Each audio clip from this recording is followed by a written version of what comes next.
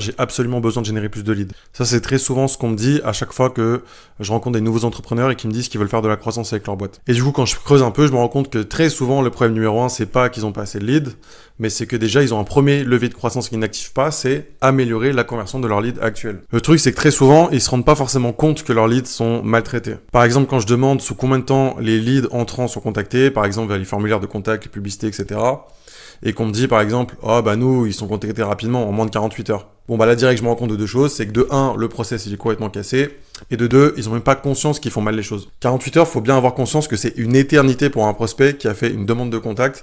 Il faut vraiment qu'il soit rappelé dans les 5 minutes, nous c'est ce qu'on préconise et c'est ce qu'on met en place pour l'ensemble des clients avec qui on bosse.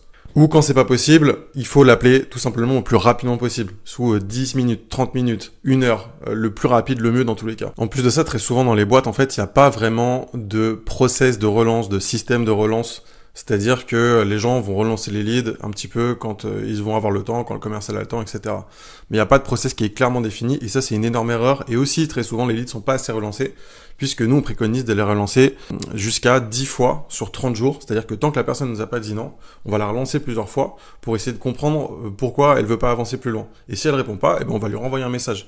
Le prospect, il va pas forcément ne pas aimer et trouver qu'il est harcelé, pas du tout, parce qu'en fait, il va plutôt conscientiser le fait qu'on a vraiment envie de s'occuper de lui, on a vraiment envie de travailler avec lui, on le lâche pas, on est vraiment présent pour lui.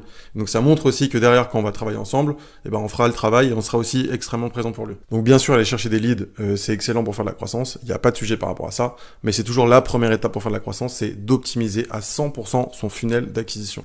Si tu traites 10 fois mieux tous tes leads entrants, il n'y a pas un monde où tu vas pas faire plus de chiffre d'affaires avec ça. Si tu veux que je t'envoie la méthode complète, que justement qu'on implémente dans les business de service pour faire plus de chiffre d'affaires sans dépenser plus en marketing, envoie directement go sur TikTok ou sur Insta en commentaire et je t'enverrai directement ça en DM.